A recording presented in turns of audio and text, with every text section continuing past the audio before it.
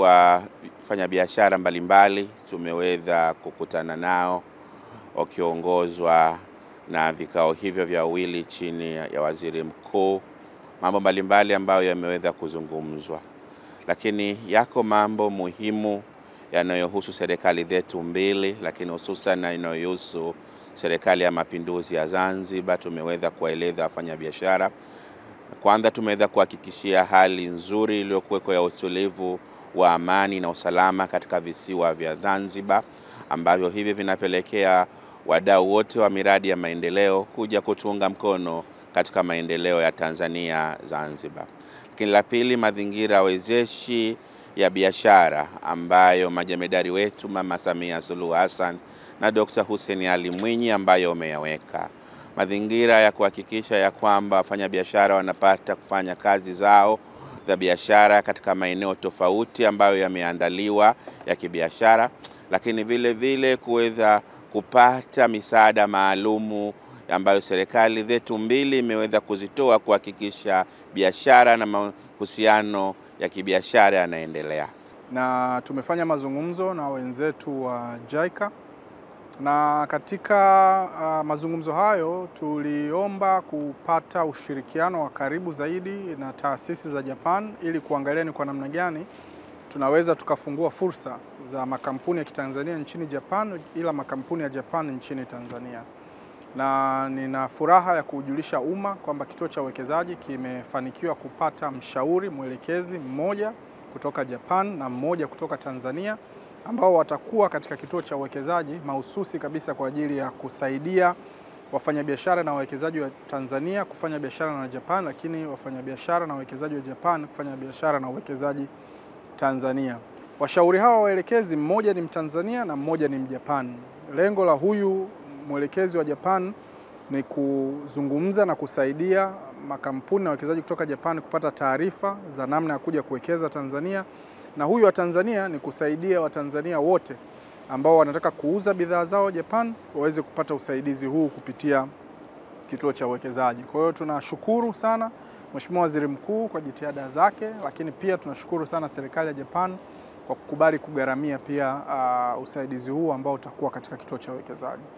Rai yangu kwa Watanzania ni kwamba serikali ya awamu ya 6 ya Mheshimiwa Rais Dr. Samia Suluhu Hassan ipo kwa ajili ya kutoa fursa kwa Watanzania kuinua vipato vyao, kusaidia kuzalisha mali, kuuza bidhaa duniani, kuongeza kipato cha Mtanzania mmoja mmoja, na watumie fursa hii ambayo Mheshimiwa Rais ameiweka kupitia kituo cha uwekezaji ili kuweza kufanya biashara na kufanya uwekezaji baina ya Tanzania na Japan. Kwa wale wanaotafuta wabia kutoka Japan waje kituo cha uwekezaji, wajue kabisa yupo mtu ambaye atakuwa pale kwa ajili ya kuhakikisha anawasaidia, na yeyote anayetafuta kuuza bidhaa zake nchini Japan pia ajue kwamba kituo cha uwekezaji kinaweza kikawapa usaidizi wa mahali pa kuanzia. Katika sekta ya kilimo sisi tumekuwa wanufaika wakubwa, hasa katika miradi mikubwa miwili.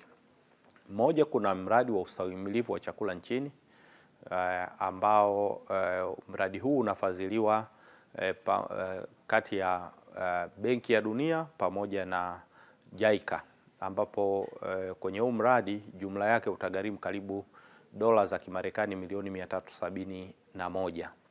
Lakini watu wa JICA peke yao watatoa mkopo nafuu wa dola milioni 71.09 ambao utasaidia katika ustahimilivu wa chakula. Kwa hiyo hiyo kwetu ni hatua kubwa, kwa sababu wanaungana na Mheshimiwa Rais katika kazi nzuri hii. Lakini vile vile watu wa JICA kwa kushirikiana na Benki ya Afrika wanashiriki katika mradi mwingine mkubwa ambao tunauendesha nchini, mradi wa kutoa ruzuku za pembejeo ambao tunauita TAISIP. Sasa katika ule mradi wa ruzuku wa pembejeo, Benki ya Afrika yenyewe itatoa dola za Kimarekani wastani wa milioni 75, pamoja na JICA watatoa dola milioni 70. Kwa hiyo wameshatoa kwa sababu mradi huu ni endelevu na upo kati ya mwaka 2024 mpaka 2028. Tumekutana na makamu wa rais wa JICA. JICA ni shirika la maendeleo la Japani ambalo limekuwa likisaidia sana kuzitafutia mitaji kampuni za Japani zinazofanya kazi Tanzania kutafuta taasisi za kifedha za nchi ya Japani ambazo zinaweza kusaidia kufadhili miradi mbalimbali inayoendeshwa na Japani kule Tanzania. Kwa hiyo tumekuwa na mazungumzo mazuri, mafanikio yetu tumejadili hapa, mapungufu yetu tumejadili hapa, na maeneo ya kuyafanyia kazi pande zote mbili tumeyazungumza hapa vizuri. Na kwa hiyo wametuhakikishia wataendelea kushirikiana na serikali yetu kusapoti miradi mbalimbali kwa kuhamasisha taasisi za kifedha, iwe ni serikali au taasisi binafsi za fedha ambazo ziko hapa Japan, kuzileta Tanzania kwa ajili ya utekelezaji wa miradi hiyo. Na sisi tumehakikishia kuwapa ushirikiano wakati wote, kwanza kuhakikisha fedha inayokuja inatekeleza miradi ambayo imekubalika, na tutaendelea kutoa mrejesho wa kazi zinazoendelea ili taasisi yetu ya JICA iweze kuongeza uwezo wake wa makampuni ya ndani yanayokuja kujenga miradi mbalimbali nchini Tanzania. Moja ya mazungumzo na eneo ambalo tumetoa wito ni hili ambalo Rais wetu wa Jamhuri ya Muungano wa Tanzania Mheshimiwa Dr. Samia Suluhu Hassan amelitilia nguvu na kulitolea maelekezo la kuhakikisha kwamba tunafungua milango ya kiuchumi ili iweze kunufaisha raia wa Tanzania, mtu mmoja mmoja, lakini pia na nchi, kwa kuwa na uwezo wa kifedha kutokana na kushiriki katika miradi mbalimbali. Kwa hiyo wito ambao tumeutoa kwa JICA kuhakikisha kwamba wanaendelea kutafuta taasisi zenye uwezo wa kifedha kwa ajili ya kuleta miradi.